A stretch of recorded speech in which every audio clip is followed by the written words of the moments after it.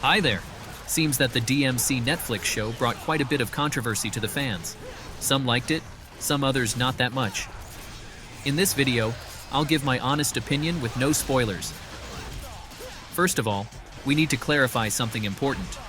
This show is a spin-off. It doesn't want to make the original canon from the Devil May Cry games. With this in mind, you will see they took some freedom reconnecting or remaking things in the lore. Now, the good things and the bad things. Let's start on the good things. The music overall is the best of this show without a doubt. There are some key points where the music really stands above everything else, but in general, it does great. You don't even want to skip the intro. The development of most characters is really well done. Side characters have value. Even if they're not here to fill something important in the narrative, they're not wasted for nothing. Their purpose is for you to understand that this world is very cruel, and why Dante is the way it is. Foolishness, Dante. Foolishness. Might controls everything, and without strength, you cannot protect anything, let alone yourself. The main antagonist is also well made. It has a good backstory, proper development, and sometimes it makes you doubt about his intentions. He brings a dilemma to the plot, and you start to question if he's the good or the bad guy. Although, I personally didn't like this being introduced, but the character does a great job on it.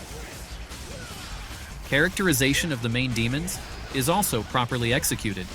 They retain the personality of the games in most cases, but I expected more of them. Funny enough, they gave more relevance to a lesser demon instead of the big bosses. Dante's personality is exactly what I really like about the show. If I have to explain it very shortly, I'd say that this Dante is very similar to DMC 3, although some jokes are clearly forced. Thankfully, just a few. Also, I really miss Ruben as Dante, even if Johnny, the voice of Nero, did a great job. Not the same for me. The action scenes are good, and you're not going to be bored because there's a lot of them. But I have to say, I really expected more of these kinds of scenes where the action is creative, just like the DMC games.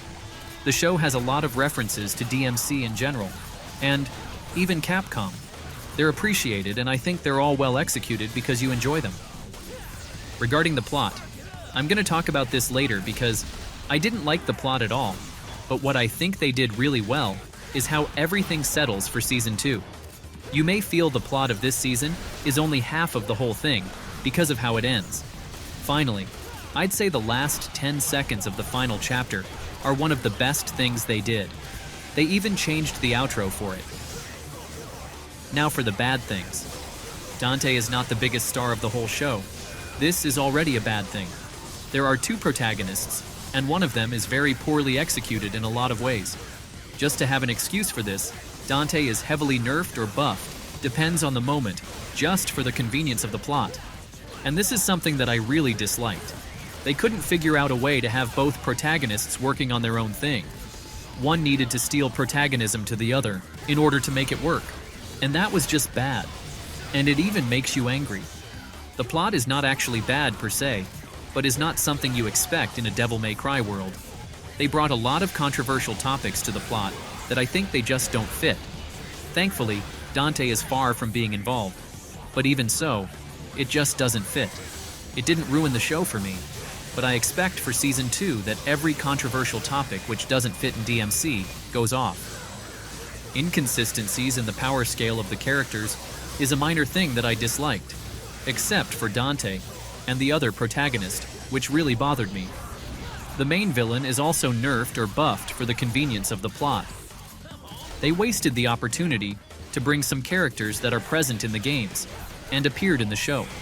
One is in the first chapter, and the other one is present in a backstory. I really expected more of them. I already said Dante is not the only protagonist. Well, the other one is just badly executed. I don't want to talk too much about this, but I just disliked almost every aspect of this character because you don't feel this protagonism as something earned. You feel it forced. The personality, the language, the development of this character is just bad. The ending of Dante in this season is because of this character.